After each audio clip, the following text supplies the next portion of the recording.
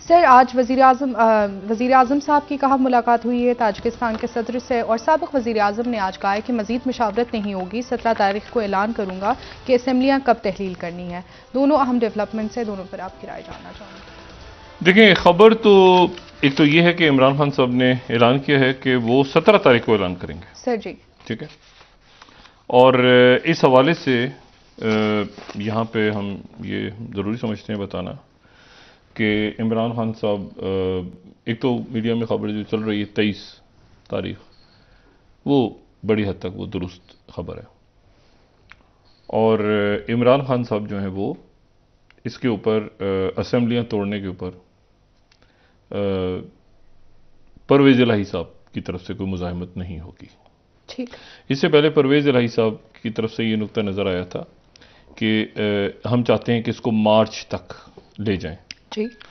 लेकिन अब ये सूरत हाल है कि उसमें परवेज़ इलाही साहब, और उसकी वजह मैंने पहले भी बात की थी, मैं दोबारा बात कर रहा हूँ कि परवेज़ इलाही साहब ने आगे की सियासत जो है, मुस्लिम लीग नून की जो क़यादत है, अब ये परवेज़ इलाही साहब की मुलाकात हुई नहीं हुई, इसाक डार साहब से, आज वो वज़रा मिले जाके आरिफ अलवी साहब से, ये सारा जो कुछ चल रहा है पस मंज़र में, उसको आप छोड़ दें। जो बुनियादी बात है वो ये है कि परवेज़ इलाही साहब इमरान खान साहब के कहने पे असेंबलियाँ डिसॉल्व करने जा रहे हैं, नंबर 1।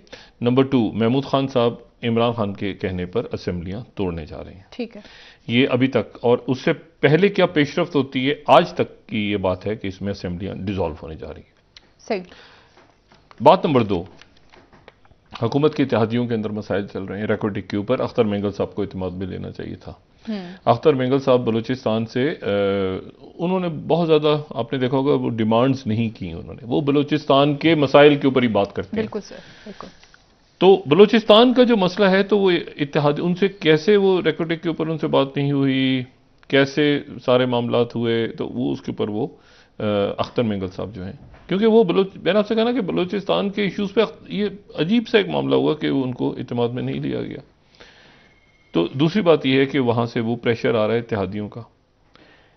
फिर हुकूमत की कैलकुलेशन ये है कि पीटीआई के बहुत से लोग हमारे साथ मिल गए। अब ये इशू इरेलीवेंट हो चुका है। इरेलीवेंट इसलिए हो गया है कि चाहे 50 लोग मिल जाएं या 40 लोग मिल जाएं, मरकज़ में, जैसे मैंने बात की थी कि मरकज़ में असेंबली डिसॉल्व करने का इस्तेहकाक सिर्फ एक शख्स के पास है, वो है शहबाज शरीफ। बिल्कुल ऐसे जैसे एक अहम तैनाती आर्मी चीफ की, तो एक शख्स के पास इस्तेहकाक था, मुशावरत की जरूरत भी नहीं थी। यहां पे जब मरकज में शहबाज शरीफ चाहेंगे तो असेंबली डिसॉल्व हो जाएगी। वहां पर सिर्फ, यानी ये मैटर नहीं करता कि उनके साथ 80 लोग थे, 100 लोग थे, 50, वहां परवेज़ इलाही साहब मान गए तो इसका मतलब है असेंबली डिसॉल्व हो जाएगी।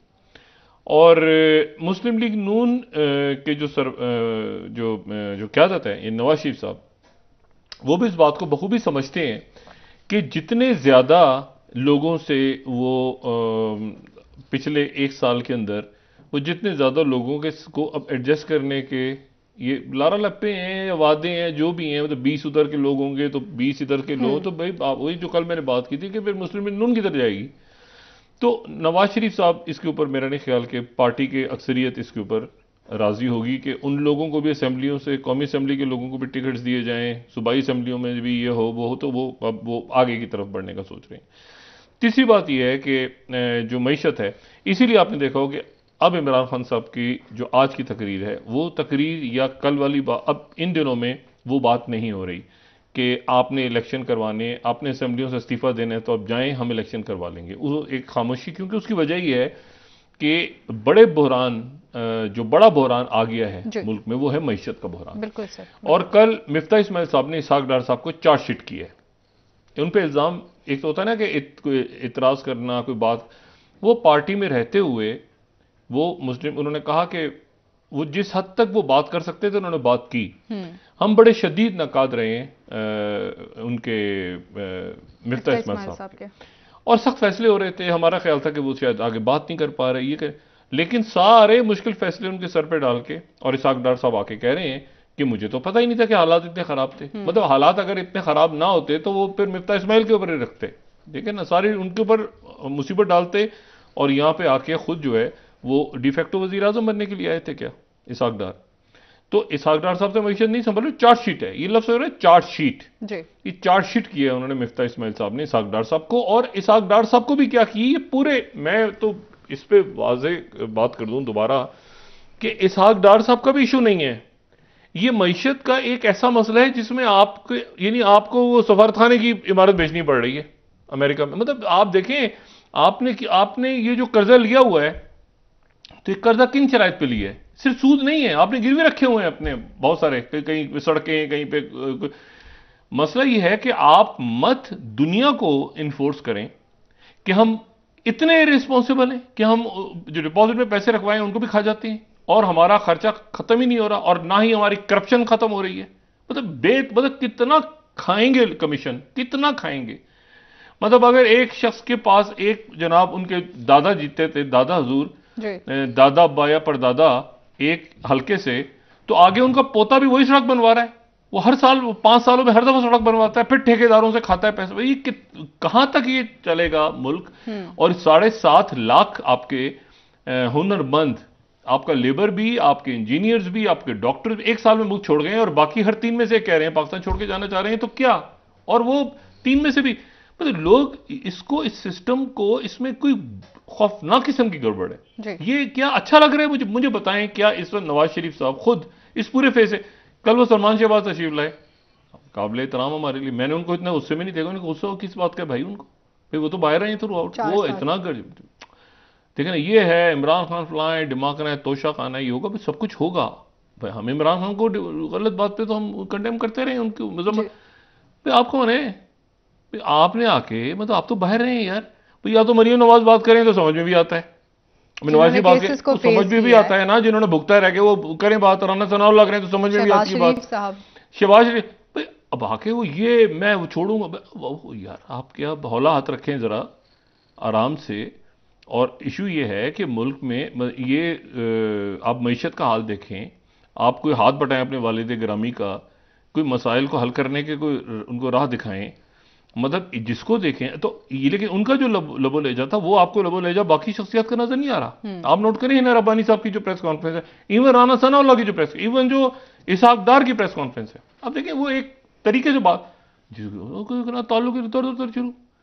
ओ भाईजान मसला ये है, इवन शहबाज शरीफ को लबो ले जा नहीं है जो उनके साहबजादे का है, और मैं इनको सबसे ज्यादा हमेशा ऑन रिकॉर्ड, मैं सबसे ज्यादा सलमान शहबाज साहब की तारीफ भी करता रहा हूं, और ये भी कहता रहा हूं कि सबसे ज्यादा मंझे हुए और बड़े तरीके से बात करने वाले। कल मैं परेशान हुआ देख के इसको, और इनके मुस्लिम लीग नून के लोगों ने मुझे कॉल की कि यार डॉक्टर साहब आपने ये, मैंने कहा ये गुस्से में क्यों है? हमें क्या पता क्यों गुस्से में।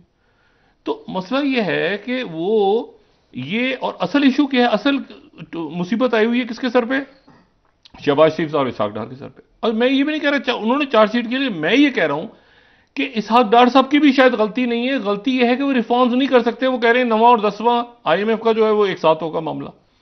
ये मईशत गले की हड्डी बनी हुई है, और उसमें इत्तेहादी और उनके फंड्स और उनके टिकट देने और ये करना है, फलां करना है, ढिमा करना, वो खत्म ही नहीं हो रहा।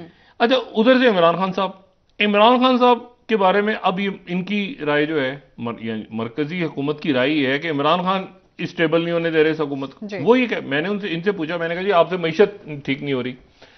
वो कह रहे हैं बिल्कुल ठीक नहीं हो रही, लेकिन उसकी वजह ये कि इमरान खान जो है वो अदम इस्तेकाम पैदा कर रहे हैं, और इमरान खान कह रहे हैं कि मैं असेंबलियां तोड़ रहा हूं, और साथ ही वो कौमी असेंबली के जो अरकान है वो सारे जाके वहां पे जो है वो अपने इस्तीफे पेश करेंगे। एक और इंटरेस्टिंग बात हुई है जो आने वाले दिनों में हुकूमत के इत्तेहादी, मरकजी, अच्छा क्या गड़बड़, मरकजी हुकूमत के इत्तेहादी जो हैं वो इमरान खान से रब्ता कर रहे हैं अगले इलेक्शन के लिए, क्योंकि इमरान खान के ज़हन में ये है कि मैं 23 तारीख को असेंबली तोड़ता हूं तो 3 महीने, और ये 23 मार्च बनती है तारीख। वो इनसे रब्ता कर रहे हैं, ये वो कह रहे हैं कि हमसे रब्ता कर रहे हैं, तो ये नंबर गेम सारा गड़बड़ हो गया बीच में, किसके पास कितने नंबर है, किसके पास कितने। इमरान खान लेकिन वो तय कर चुके हैं कि उन्होंने सिर्फ एक शख्स से बात करनी है, और पहले उन्होंने कहा मैं इस्तीफे दूंगा, फिर उन्होंने कहा परवेज इलाही साहब। परवेज इलाही साहब मेरी इत्तला के मुताबिक इस बात पे आमादा हो चुके हैं, ठीक है, कि वो असेंबली डिसॉल्व कर देंगे इमरान खान के कहने पे, और इसी तरह से KP की हुकूमत भी साथ ही डिसॉल्व हो जाएगी। और इमरान खान साहब ये कह रहे हैं बात, अब उससे पहले तोशाखाना होता है, नाहली होती है, जो भी नाहलियत हो ना हो, केसेस खुलें, वो तोशाखाना के केसेस हैं, बाकी और इश्यूज खान साहब के ऊपर मुकदमात कायम होने जा रहे हैं, वो सारा। लेकिन वो इमरान खान साहब इसको उस चीज को साइड पे रख के कि वो उन पे मुकदमात खुलने जा रहे हैं, वो नायल होने जा रहे हैं, जो भी वो चल रहा है उस पर बात। असल बात यह है कि वो असेंबलियां डिसॉल्व करने जा रहे हैं और इसके ऊपर जो है, अच्छा यहां प्रॉब्लम क्या है शहबाज शरीफ साहब के साथ, यानी वो शहबाज शरीफ साहब को ये यकीनन इस बात का इल्म है। इस वक्त जब मैं बात कर रहा हूं तो इस वक्त उनको इस बात का इल्म है कि मईशत, उन्होंने माशी टीम को बुलाया अभी और बात सारी की और आदाब दिए, लेकिन ये ऐसे ठीक नहीं होगा। आप कितनी दफा बाहर से जाके आप पैसा लेकर आएंगे, आप उनसे कहेंगे कि यार 1 मिनट यहां पर पैसा दें, यहां पे कर्जा दें, यहां पे वो दें, उसके बाद वो आपका इंडेक्स आएगा कि जी वो 1 मिनट। आप यकीन करें, मतलब मैं इसमें कोई, और मेरे ख्याल से हर पाकिस्तानी ये बात जानता है, वो यानी पैसा जो आता है बाहर से वो उन्हीं मुल्कों में चला जाता है, वापस उन्हीं मुल्कों के बैंक अकाउंटों में जाके चला जाता है, और ये करप्शन और चोरी चकारी और ये सारा पैसा उनके, और ये अक्रॉस द बोर्ड है। इसमें पीटीआई भी इसमें से अलग नहीं है, इन्होंने भी खूब, इनके भी लोगों ने खूब, तो और जो पुराने हैं वो तो है। इसका हल क्या है? क्या माशी तौर पे कोई रिफॉर्म्स होने चाहिए? एक है जो पॉलिटिकल इंजीनियरिंग हुई है नैप की, एक है पॉलिटिकल इंजीनियरिंग जो नैप की हुई है, और हुई है मुशर्रफ साहब के दौर से लेके आज तक पॉलिटिकल इंजीनियरिंग हुई है, और जाते जाते जो जावेद इकबाल साहब काम दिखा गए उसके बाद तो लोगों को नफरत हो गई है इस मुल्क के नैब का। क्या केस था, क्या था, प्रोसिक्यूटर गायब हो गया, वो उधर हो गया, वो उधर, वो जमीर जाग उठे, तो ये नहीं, ये इनफ इज इनफ। मुल्क आगे चल रहा है, मुल्क, हमने मुल्क को लेके जाना है आगे, या हमने लोगों को बचाना है भाई, या शख्सियात की हम पूजा कर लें उनके बुद्ध बना के, या मुल्क को आगे चले। क्राइसिस क्या आपका? मईशत। क्राइसिस ये है कि आपका एहतसाब हो, पॉलिटिकल इंजीनियरिंग ना हो, उसके नतीजे में वो जो है, वो जो आप जरा जेलों में जाके देखें तो वहां पर मैं पहले भी बात कर चुका हूं कि वो पुलिस वाले, ये जेलर घबराता है कि यार इसको कह रही है कल को वजीर बन के ना आ जाए यहाँ पे हमारे सर पे। भाई मसला ये है कि ऊपर से नीचे बेड़ा गर्क सत्यानाश हुआ हुआ है, इसमें गैस की चोरी हो रही है, गैस के जगायर खत्म है। ये इसहाक डार साहब का इशू नहीं है, इशू ये है सारा कि उनकी सिस्टम खराब हुआ हुआ है सारा। उस सिस्टम के अंदर वो जैम हो गए हैं जाके इसहाक डार साहब और उनकी माशी टीम और जो भी था सारा। अब आप टाइम ऐसा आ गया है कि जी वो 3-4 हफ्ते के अंदर, 5 हफ्ते, अद्वियात, जान बचाने वाली अद्वियात, यहां पर मैं वो पेनाडोल की बात नहीं हो रही है, यहां पर कोई नजला जुकाम की बात, जान बचाने वाली अद्वियात। यानी आप मुझे बताएं कि आपकी, खुदा ना खास्ता, अल्लाह ना करे, किसी को हार्ट अटैक हो, किसी की गाड़ी का एक्सीडेंट हो जाए, उसको उठा के उसके घर वाले जो है, किसी को फालिज का अटैक हो, उसको ले जाएं अस्पताल, और अस्पताल में जाके जाएं तो कहीं इमरजेंसी के अंदर दवाई नहीं है। आप अफोर्ड कर सकते हैं कि आपको खांसी का शरबत ना मिले, या आपको कोई सर का दर्द की, आप क्या अफोर्ड कर सकते हैं कि आपको जो है वो चीज, और वो पता चले कि जी वो हमारा जो वेंटिलेटर था और हमारे जो बाकी मामलात थे उनके चूंकि बाहर से खराब पड़ा हुआ है, क्योंकि पुर्जे बाहर से आने थे, डॉलर्स में आ नहीं रहे, तो जान बचाने वाली ईसीजी मशीनें और जान बचाने वाली जो अद्वियात हैं वो, तो इसलिए क्राइसिस है जिसमें या तो सब बैठ जाएं, फौरी तौर पे बैठें सारे, और इसको मईशत को कैसे ठीक करना है वो ठीक करें ताकि इस्तेकाम आ जाए।